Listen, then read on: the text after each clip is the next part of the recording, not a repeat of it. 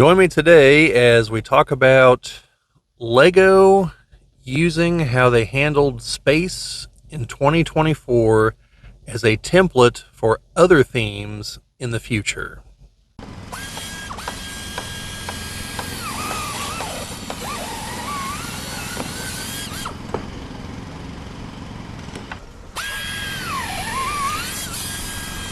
This is the Geek Cabal channel. My name is Bobbie, and today we're going to be talking about Lego trying to use the template that they used for space in 2024 for other themes in the future. So, for those of you who don't know what I'm talking about, and I'll try to have some pictures over here to explain. Lego, in years past, space was its own theme. Okay, like throughout the 80s and 90s, basically up until they bought the Star Wars license. Well, acquired the Star Wars license. I don't know the term. I don't know the correct terminology. They didn't buy it, but you know what I mean.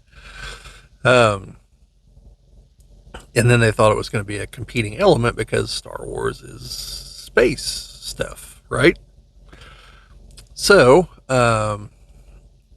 this year, since I'm recording this in 2024, what they decided to do was they made the bulk of the sets fall under the city line, even though, unlike a few years past, they would have more realistic looking sets, things that look like rockets, like we typically use to reach orbit, space shuttles, and things that are based on either things that are in like the prototype phase or at least in the conceptual phase at NASA, as far as like ground vehicles and space stations. And it is more, you'll pardon the expression here because we're talking about space, but more grounded approach. Okay.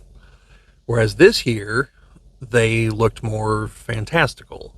These looked closer to space sets of old. Now, not what they call the classic space era, because that was also loosely modeled after realistic ideals of where a space program was going to go. Modeled after, and it wasn't until like Future on that things really kind of hit the sci-fi looking era and kind of stayed that way through the rest of space. So this looks a lot closer to that. The ship's realism wasn't a huge factor in the approach. They all come with a bunch of little robots. It's not quite as fantastical as like, say, Mtron and Blacktron and things like that, but it's definitely a lot closer to it. However, all these sets had their own branding of space. They had a thing alongside of the box that very clearly put them into the space category, even though they were under city.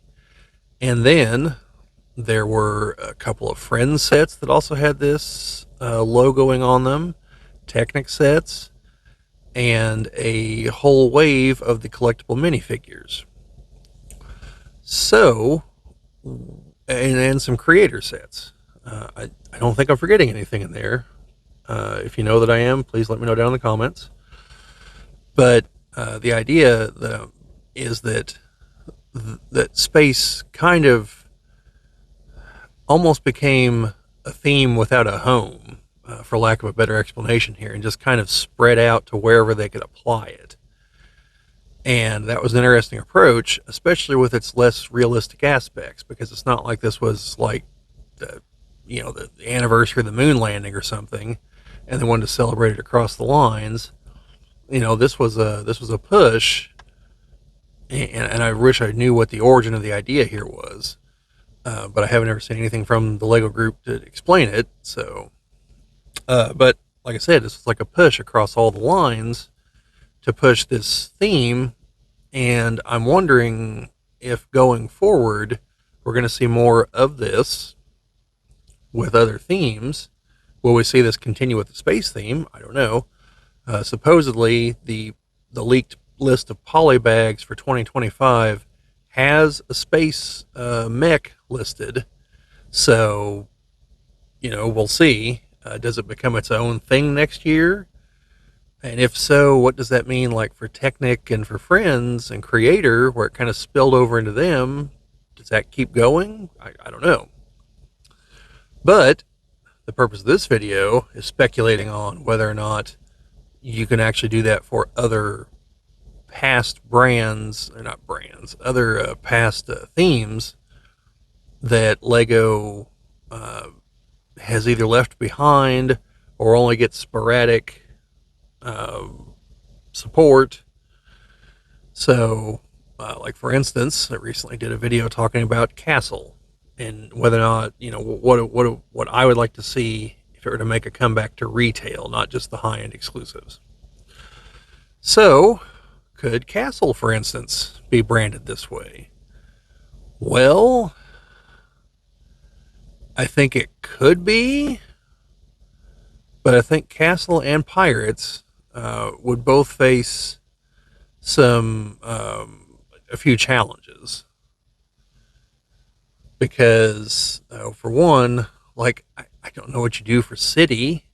Like if it's Castle, do you make like like a Tudor style mansion, maybe Tudor style houses that still exist today, that have existed for centuries, but would also look like they'd fit in the medieval era, and just include like two sets of minifigures, like your medieval peasants and like your modern day people, and maybe some slight alterations to wherever you're gonna, where you're gonna place it in the timeline. Um, that's one. That's definitely one thing they could do. An amusement park ride, something akin to that. We had a space one just last year, I think. Although I think that was a creator set, but it was amusement park rides, and they had a space theme to them. There's one coming up that I think has an exo. Oh God, what the hell's it? Not exo nights, exo suit. God, I can't think of what they're called. I'm sure someone in the comments will tell me here, hopefully. Otherwise, I'll look it up later and put it in the pinned comment or something. But so they're using things from a past theme there and putting it as part of a theming for a theme park. So you could do that with Castle and Pirates, and I think we've seen that before in those lines. And you could always do like for Pirates, you could do like a pirate ship that's like a sunken wreck, but can also be built as a fully manned and crewed ship. I think that should be possible. Then, obviously, like the collectible minifigures, well, that's easy. Castle and Pirates could both support whole waves because, like Space, you'll have your Castle and Pirate guys that are your shout outs to your older themes. Like Space had the M-Tron, Blacktron, and Ice Planet in their lineup. And then for Pirates, you get your generic scallywag looking guy. You get your Captain Hook pirate, a red coat, a blue coat, maybe an Islander, and that's probably what you do just for the pirates. Then you have people in your dressed up as pirates, which that look that's going to be the fine line because what's the difference between a guy dressed up as Captain Hook and Captain Hook? So that one maybe not so much, but I think you do it. Maybe the costume be like a pirate ship, the guy's walking around in, kind of like the bricks and the train and things like that they've had past figures of. And same thing with the castle. You get your Black Falcon. Now Castle, I think you could do almost exclusively just past factions because there's enough of them. Several are just going to be variants of the. You probably wouldn't have to do several variants of the Lion Knights because I forgot the Yellow Castle had like 3 different crests in it. So if you made all 3 of those, plus the original Lion Knights, the crossed axes guys, I don't know what those guys are called, the Black Falcons, you're halfway there. That's 6. Add in the Forest Men, the Wolf Pack, the Dragon Knights. That's 9. The guys that had the bull regalia on their torso, the Fright Knights, but not the Bat Lord because he already got an update. It'd have to be one of the generics, but they had like 2 or 3 different torsos.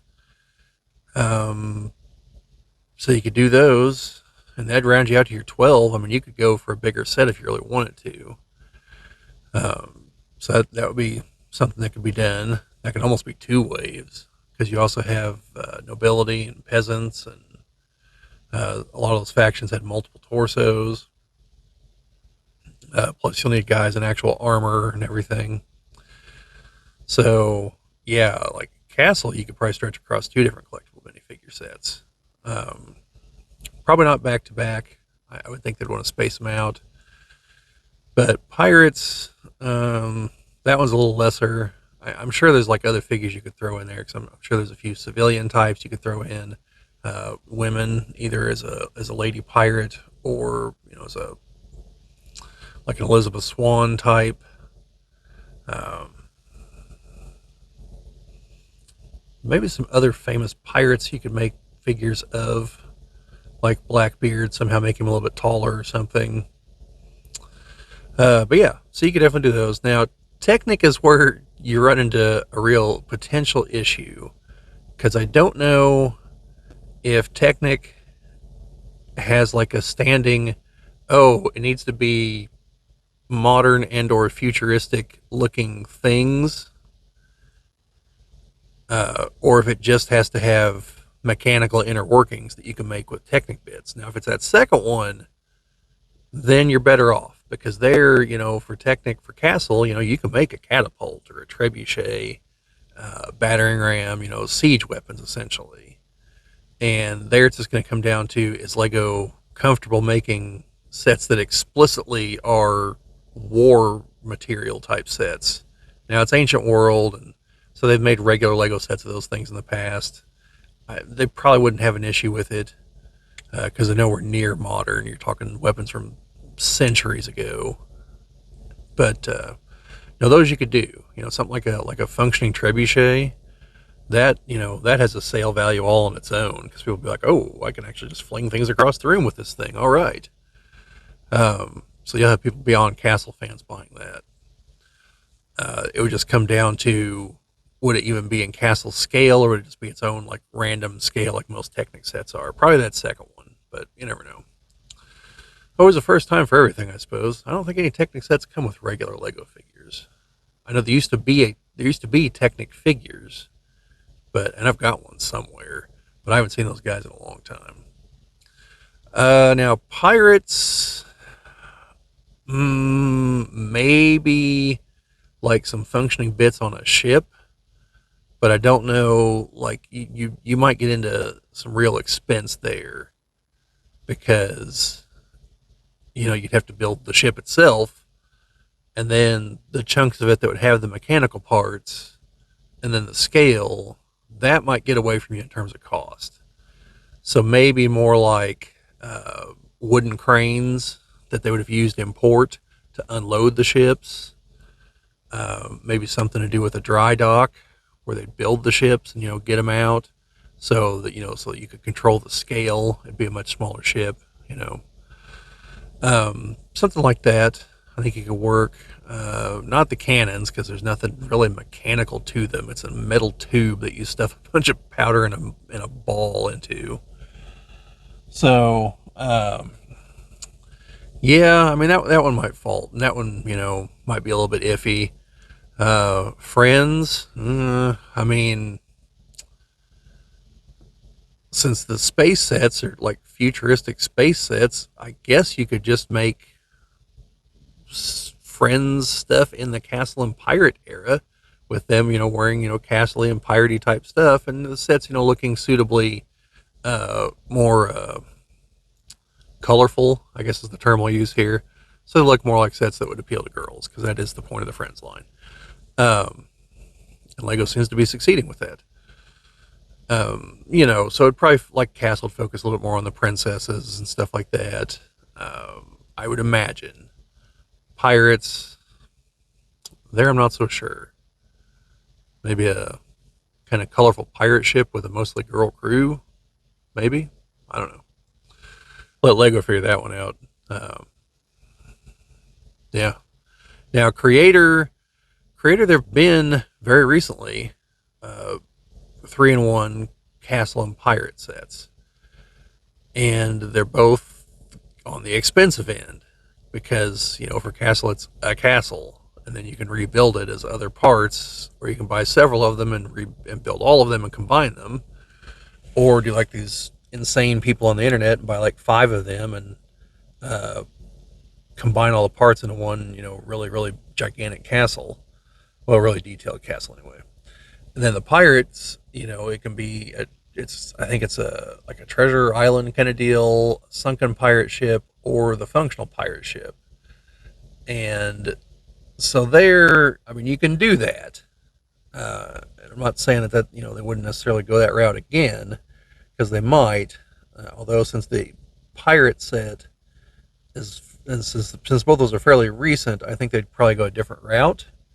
In fact, the castle set's still for sale at retail. So, like for castle, I would think they'd probably scale it down and go with either uh, like a smaller scale fortress, or a like a like a frontier style fort, or a fortified tower maybe that can be rebuilt a couple different ways. Maybe something that can be built as either like a house or a blacksmith, or a castle that has more wooden parts to it, or a wooden fort.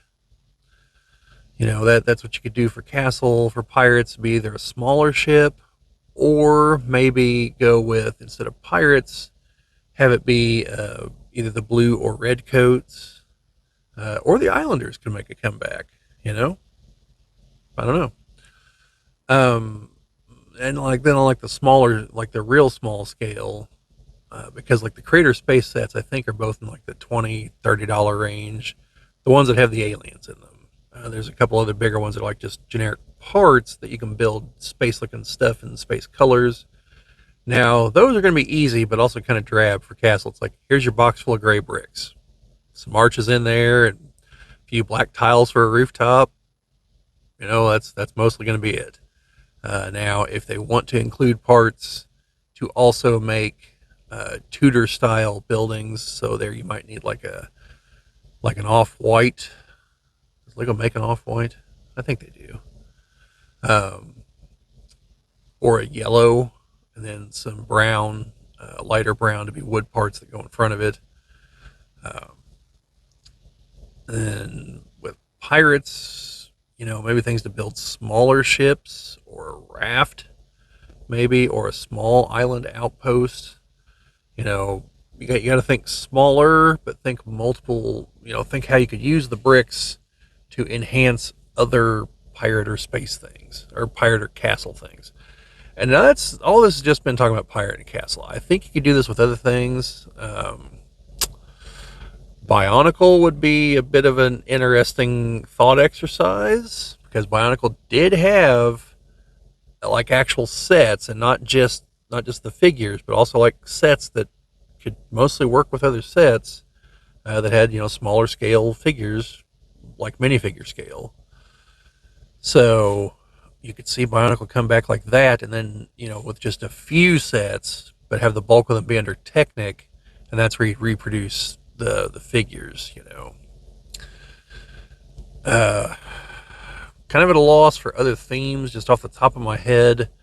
Rock Raiders could come back like this, because I mean it is ultimately mining, which there was a subdivision of city for mining stuff. So you could do that. You could go crazy with the Technic end. You could probably make a collectible set of figures off that, especially if you fused mining and Rock Raiders. So that year you also just had some regular mining stuff. That might be Lego might be that as overkill, but you know, it's an option. I don't know about that one squeezing into friends so much because I don't think a lot of theirs are built around dirty occupations like mining. Uh, but it's a maybe, I suppose. Then for creator stuff there, again, like Castle Empire, it's like, well, here's all your brown blocks and gray blocks for your underground cave. Now, since it's rock raiders, you have your crystals in there and a couple figures or something, or you'd build some rock monsters with it, things like that. Um, but yeah, I mean, I think it's doable. It just depends on how much leeway you're willing to give yourself as far as like, is this really still castle, or are we just kind of going through the motions to make us kind of think it's castle, but it's really like a friend's castle? And is that okay? Because it is the friend's line. So, and then I guess the final question is: does Lego use this as a jumping off point? Like if it succeeds, and then do they bring back castle, or do they bring back pirates? And if they do, I guess what gets the axe, or does anything get the axe? Do they just turn over sets a little bit faster in the stores, maybe?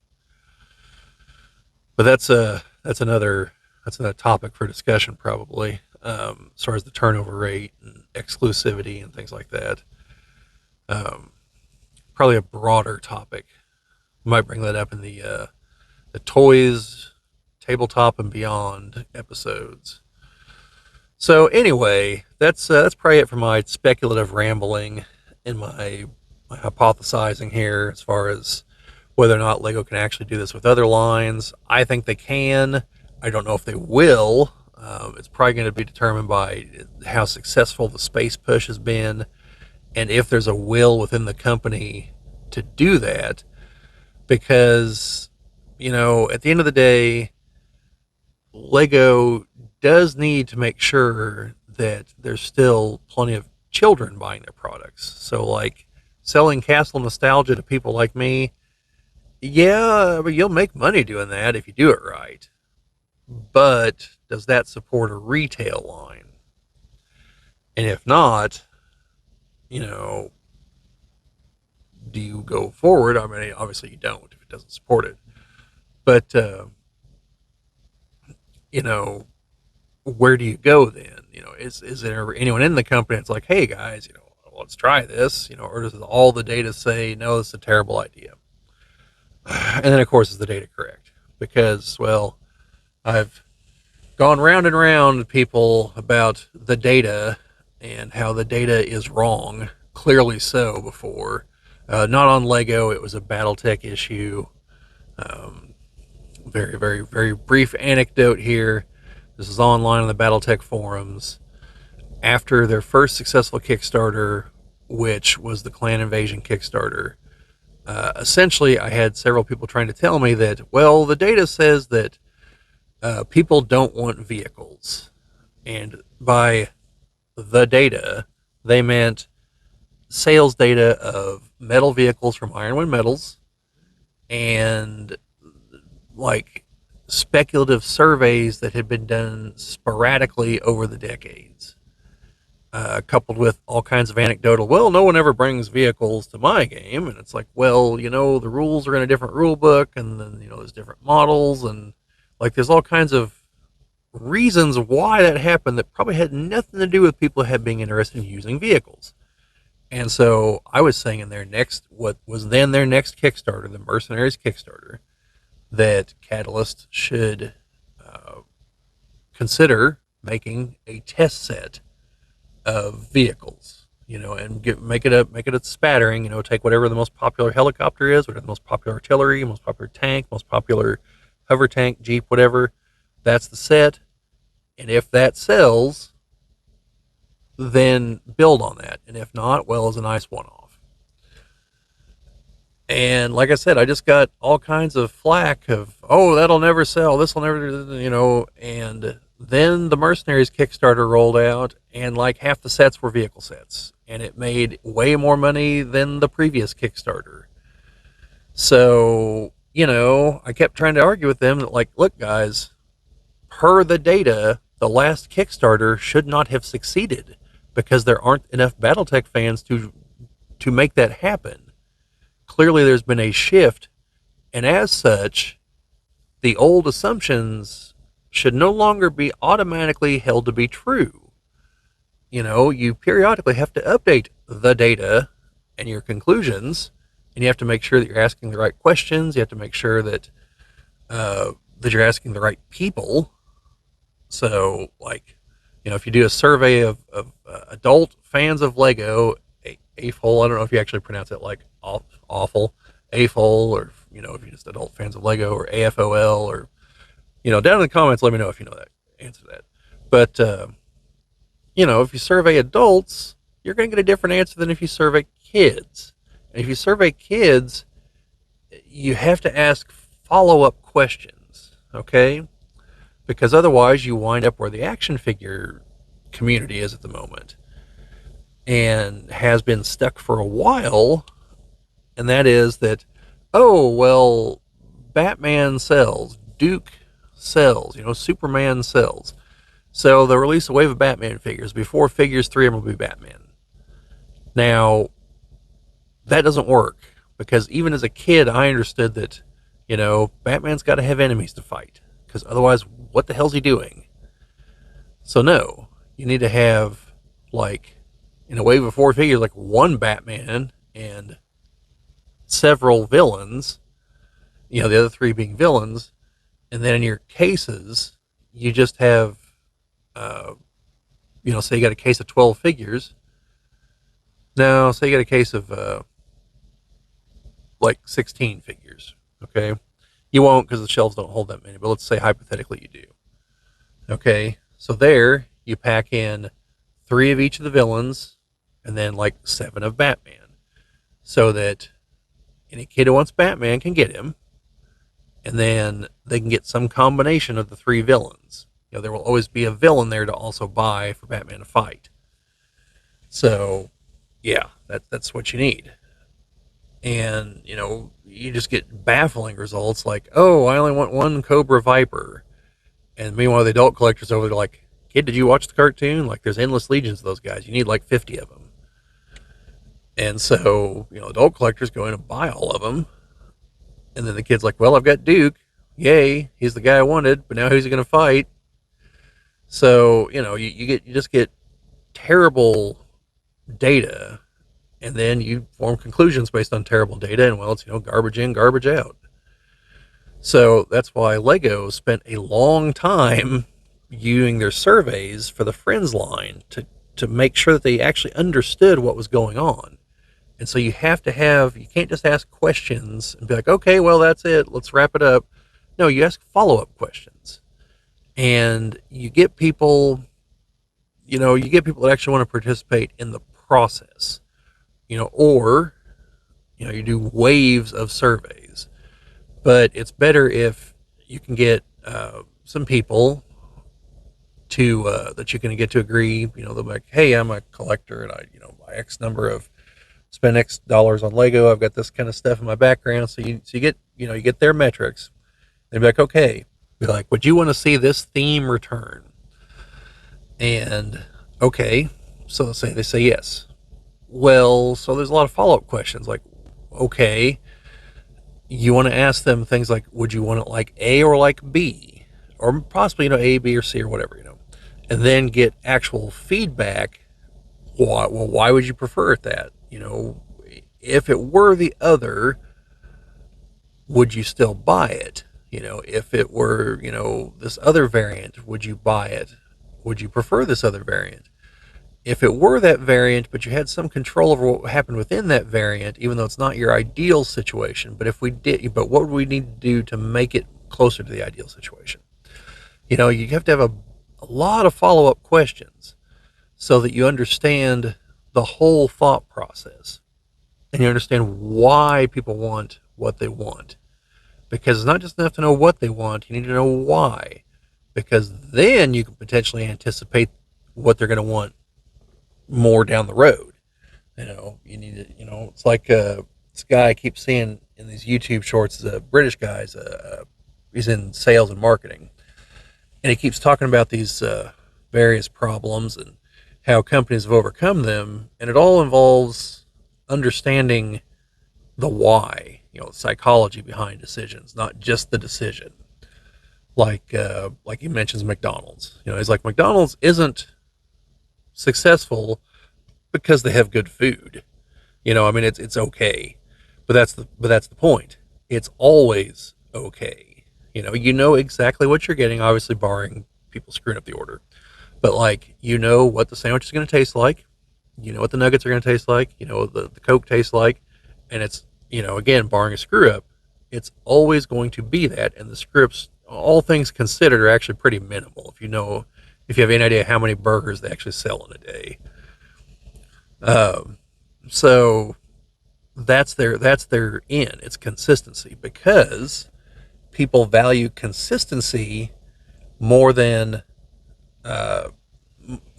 being surprised that they made the right choice and it's excellent food. Now, if you know someplace that's consistently excellent, obviously you're going to go there. Of course, you're going to be paying a lot more money, because good food is not cheap. Usually, you do find the occasional exception. Not often, but you do. And usually, even that's like, it's a step above good, but it's nowhere near great. But you go there because it's cheap and it's consistent, So that's why people go to McDonald's. They know what they're getting. It's at an acceptable price for what you're getting. And so, you can get better burgers. You can go to, Wendy's, Burger King, Hardee's. They all have better burgers, but they also all cost more, and they have, some deficiency that most people, like, they all have different kinds of fries. Now, me personally, my favorite fries are Wendy's. And I know I'm way off in the weeds here on my explanation here, but just please bear with me, but it's like, I can get enough at McDonald's for like $6. Yeah, that's advantage of living in the middle of nowhere, is things are cheap. So, but being along, like, overland trade routes, I guess, because if you live in the middle of nowhere in Alaska, things are not cheap, because you're at the end of the chain, and it takes more money those last few miles to get things to you than it does things within the continental United States. That's a whole other thing. So that's a supply line and all that stuff. Or I can go to Wendy's. I can get a larger, better tasting burger, way better fries, a larger drink, but it's going to cost me like $12, $13. And, is it worth twice as much money for that constantly? No, it's not. I enjoy eating, and like the momentary sensation of the taste and everything. That's all well and good, but I can't take it with me. Whereas I can use the money for other things that will fulfill me in other ways. So, but I do go there periodically, to splurge. Same thing with Arby's. Now, Arby's is different because I don't get the burgers there. Also, Arby's has, sales and coupons all the time. But my overarching point here is that if you understand the psychology of why people want things, and it kind of brings us back around to Lego, that's what they figured out with the Friends line. They figured out that girls and boys just fundamentally play with toys differently. So, to understand that, and to bring it back to the larger point that I drifted way away from here, that has to do with, surveying and following up with customers and doing things like this. And it requires depth. It's not just a single question of would you do X or Y. And that's the problem I have with a lot of surveys that companies release. And like Dwarven Forge has released some surveys and some stuff they do before.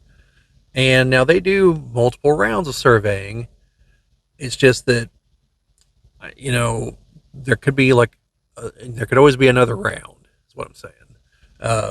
And it's hard to do this. That's why professional companies exist, to figure these things out. So anyway, I have really gone off into the weeds here. Hopefully you folks stuck around. If not, totally understand. But if you are still here, We always appreciate likes, shares, comments, subscriptions. Let me know what you folks think down in the comments. Is this a viable thing for Lego to keep doing? Should they rotate through? Should, like, if space succeeded, should they just bring back space as a theme and then tee up another one and see if it works?